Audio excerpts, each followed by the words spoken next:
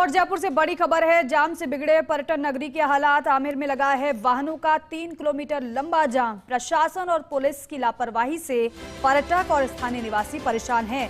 महल प्रशासन भी नहीं दे रहा है इस ओर ध्यान। मेडिकल इमरजेंसी जैसे हालातों में भी निकल पाना बहुत मुश्किल है। अवैध जीप संचालकों द्वारा किया जा रहा है पर्यटकों को गुमराह। लपकों द्वारा किया जा रहा है पर्यटकों को परेशान भी।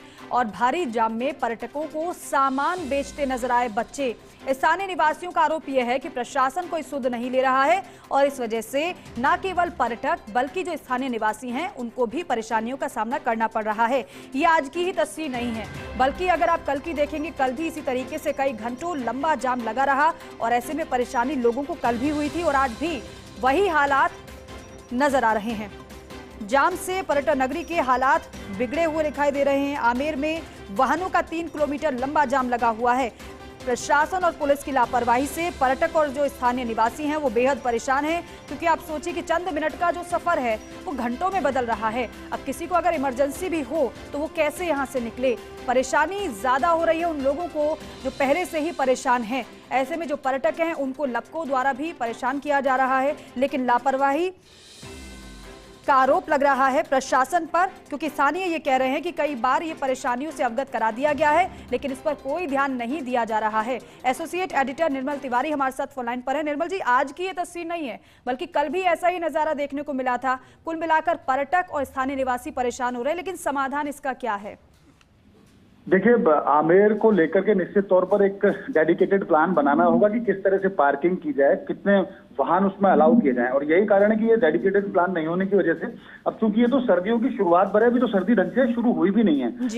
1 अक्टूबर को दीपिका माना जाता है कि पर्यटन सीजन शुरू होगा, तो उससे पहले ही एक कंटिजेंसी प्लान आमेर प्रशासन को भी बनाना चाहिए था कि जितना टूरिस्ट आएंगे उन टूरिस्ट के लिए वाहन तो हम कहाँ सेटल करेंगे, टूरिस्ट को कैसे आमेर तक लेकर जाएंगे ताकि वो देख सके और सुरक्षित वहां से निकल भी सके। और यही कारण है कि इस प्लान के अभाव में 2 दिन से देखने को मिल रहा है। कल चूंकि शनिवार का अवकाश था और दशहरे का अवकाश था, आज चूंकि रविवार का अवकाश है, ऐसे में आमेर पूरा जाम पड़ा है।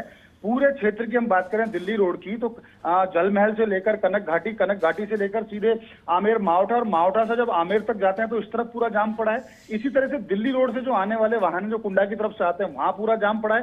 कारण सीधा सा है कि आमेर में प्रत्येक वाहन को सीजन के दौरान भी अंदर आने के लिए अलाउ कर रखा है और यही कारण है कि पर्यटक वाहन वहां पर आते हैं। जो आम जनता वहां की आमेर की निकलती है वो वहां से उनके वाहन निकलते हैं और जो अन्य जो वाहन वहां से निकलते हैं दिल्ली रोड के लिए वो भी वहां से निकल रहे हैं। तो उसका नतीजा निकला कि जबरदस्त 3-4 किलोमीटर लंबा जाम लगा हुआ है। और खासकर जीप वाले जो जीप वहां संचालित करते हैं, एक आदमी के नाम 4-4 जीप लगा रखी है उन्होंने। और उस जीप से पर्यावरण तो खत्म हो ही रहा है वहां का, वहां लपकागिरी भी शुरू हो गई। जीप में जबरदस्ती पर्यटकों को बुलाना कि जीप के अंदर बैठो। वहां टाउट्स लगातार आप बाहर देखेंगे, मावठे के सामने तो बहुत सारे टाउट्स नजर आएंगे, लपके नजर आएंगे जो पर्यटकों को गुमराह करते नजर आते हैं। तो ऐसे में हमारी छवि भी खराब हो रही है, क्योंकि आमेर विश्व विरासत में शुमार है। आपको कम से कम आमेर और आमेर जैसे जो दूसरे मॉन्यूमेंट है जयपुर शहर के अंदर, उनको तो सुरक्षित रखना चाहिए। लपका फ्री के दावे करता है डिपार्टमेंट, पुरातत्व विभाग भी कहता है, पर्यटन विभाग भी कहता है, स्थानीय पुलिस भी कहती है कि हम इसको लपका फ्री जोन के तौर पर इसको विकसित करना, लेकिन ऐसा हो नहीं पा रहा। और खास बात देखिए, राइजिंग राजस्थान सर पर है, दिसंबर में राइजिंग राजस्थान होना है। बिल्कुल, आयोजन भी बेहद अहम है, लेकिन क्योंकि पर्यटन सीजन भी शुरू हो चुका है, ऐसे में जो पर्यटक आ रहे हैं वो भी जब परेशानियों का सामना कर रहे हैं तो मैसेज अच्छा इससे नहीं जाएगा। और इसलिए सबसे अच्छा यही है कि समस्या का समाधान हो, लापरवाही ना नजर आए। बहुत शुक्रिया निर्मल जी आपका पूरी जानकारी के लिए, बातचीत के लिए। चलिए